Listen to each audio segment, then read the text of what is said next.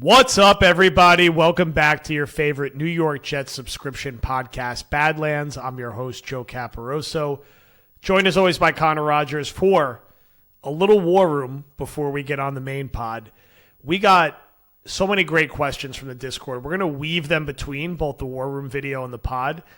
We want to save most of the discussion for this about Robert Saleh and Joe Douglas. A lot of big picture questions about those two, their thought process, their job security, what comes next and why.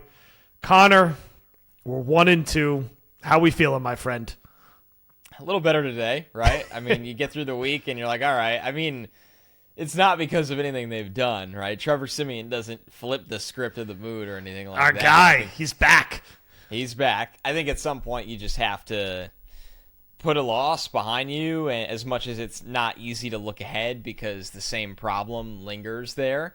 But yeah, I mean, here we are, Joe. I mean, the Jets, I keep telling myself like they're going to do something because if we all see it, they all see it. But the days keep going by.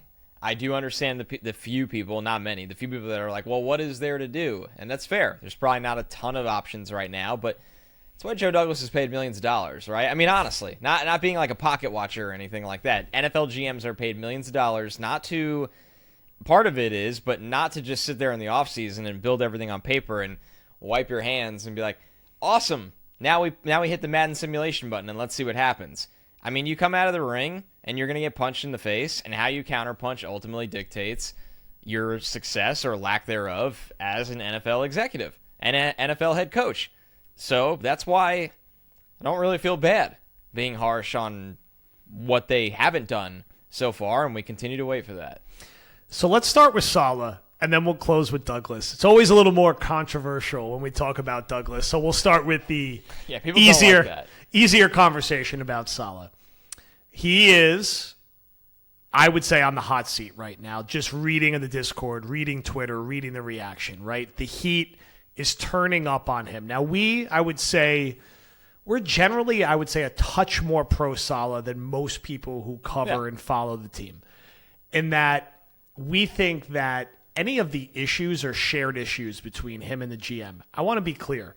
This coaching staff, outside of rallying the team around the Buffalo game, has not done a great job the last 2 weeks. The personnel usage, the way they're handling the press conferences, it's not great. Now, I try not to get too worked up about what Saleh says in press conferences, but I understand fans having that natural reaction to Saleh coming out and saying Zach Wilson's our unquestioned starter. Even if he's lying through his teeth, I understand that reaction to being like, this guy has no idea what he's talking about. And why should I have any faith in him when I look at his record over the last 2.5 years? What's the biggest game he's won?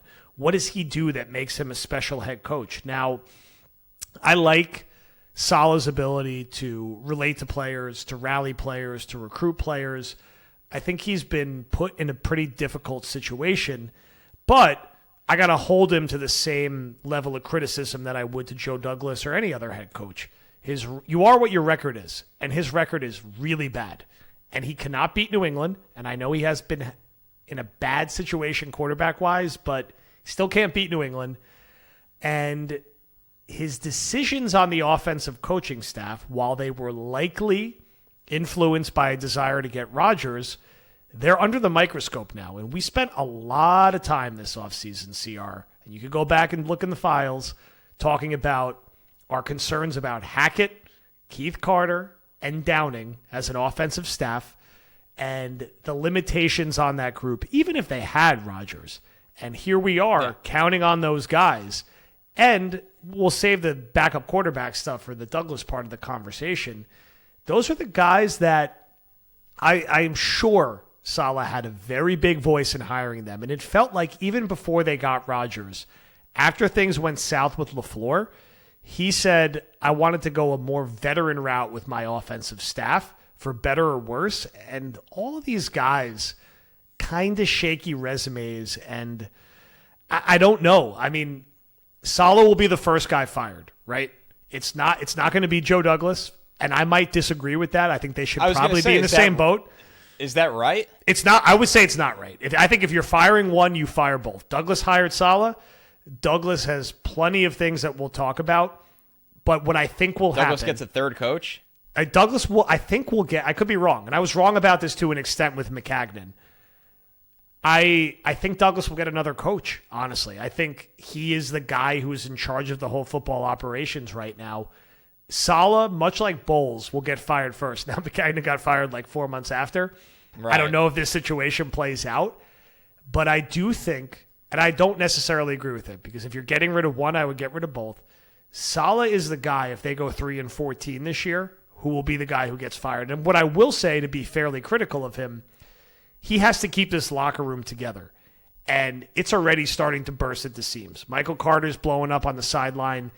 There's more than that. You watch that game, this is a team that's ready to explode. And if Saleh's going to go out there every Tuesday, Wednesday, Thursday and say, our defense has to be better, but Zach played a clean game and he's the unquestioned starter, that's going to be a problem. It's going to be hard for him to hold the locker room together.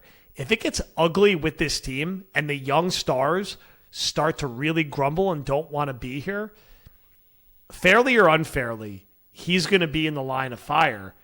Where are you right now with Saleh? Again, I am prefacing all this by saying I think him and Douglas should sink or swim together, but what I think isn't always what should happen, right? And I do think Saleh would be the guy who would have to take the fall right now if things go from bad to losing 47-0 to the Chiefs to being 1-7, 1-8, 1-9, and Garrett Wilson's requesting a trade or something like that.